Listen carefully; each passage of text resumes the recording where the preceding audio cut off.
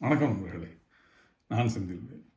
இது மரபு செல்வமாம் திருக்குறளை நவீன நோக்கில் நவீன பின்புலத்தில் வைத்து நவீன கவிதையைப் போல வாசிக்கும் ஒரு எளிய முயற்சி. வரவின் மகளிர் அதிகாரம் பார்த்துட்ருக்கோம். இதுவரைக்கும் யாரெல்லாம்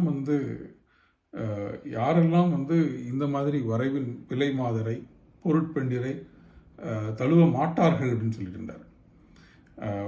மதிநலத்தில் ஆர்வமுடையவர், தன்னலம் பாதிப்பவர், ஒரு துளியால் தன்னுடைய நலத்தில் ஆர்வமுடையவர், தான் ஒரு அருளாளனாக நிற்க வேண்டும், அருட்பொருள் ஆயும் அறிவினர்.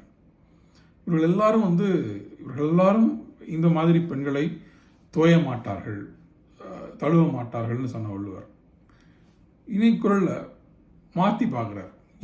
இப்போ செய்கிறவன் யார், இது செய்கிறவன் அவனுடைய பிரச்சனை என்ன அப்படின்னு ஒரு பார்வை கோணத்தை மாற்றுறார்.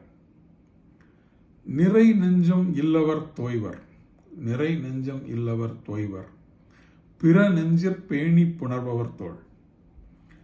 நிறை நெஞ்சம் இல்லவர் தோய்வர், பிற நெஞ்சிற் பேணி புணர்பவர் தோள்.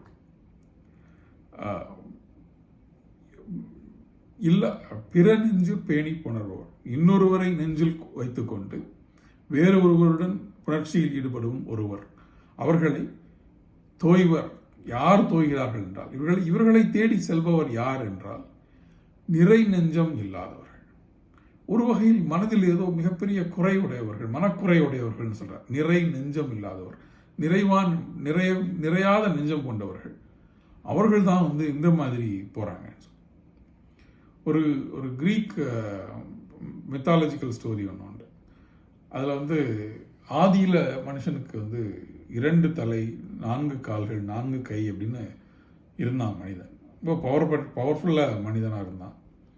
அந்த கிரீக் கடவுளான ஜூஸ் அவர் நம்ம ஒரு இந்திரன் மாதிரியான கடவுள்.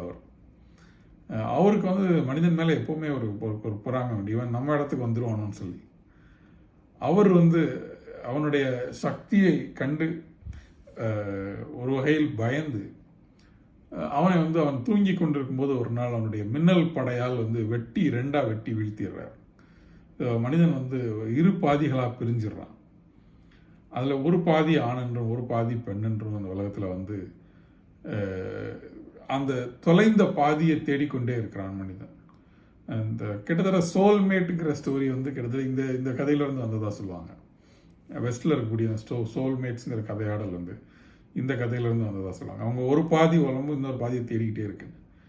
கிட்டத்தட்ட இந்த மனிதர்களை ஒரு வகையில் சின்ன கருணையோடு கூட சொல்கிறாரோன்னு தோணுது. நிறை நெஞ்சம் இல்லவர் தோய்வர். இந்த மாதிரி ஏதோ ஒரு மனக்குறையோடு ஏதோ ஒன்றை நிறையாத ஒரு குழியை நிறைக்க முயற்சி செய்தே கொண்டிருக்கக்கூடியவர்கள் தான் இந்த மனிதர்களா அப்படின்னு அவரே ஒரு ஒண்டரோட சொல்கிற மாதிரி தெரியுது. இல்லைன்னா வேற யார் இதை செய்வா அப்படின்னு சொல்லி. நிறை நெஞ்சம் இல்லவர் தோய்வர், பிற நெஞ்சிற் பேணி புணர்பவர் தோள். தன்னை மனதில் கொள்ளாத ஒருவரோடு கூட எதையோ ஒன்று தேடிக்கொண்டே இருக்கிறார்களே, யார் இவர்கள், எத்தகைய மனக்குறை உடையவர்கள். அவங்க மேலே ஒரு பக்கம் ஒரு அருவருப்பு, ஒரு பக்கம் அவருடைய செயல் மேல் ஒரு வியப்பு, ரெண்டையும் கலந்து சொல்வது போல எனக்கு இந்த குரல் பொருள்படுது. மேபி என்னோட ராங் அசம்ஷனாக கூட இருக்கலாம். அப்படி ஒரு வாசிப்பு இது கொடுக்கலான்னு தோணுச்சு. வாசிக்கலாம். மீண்டும் நாளை சந்திக்கலாம். நன்றி.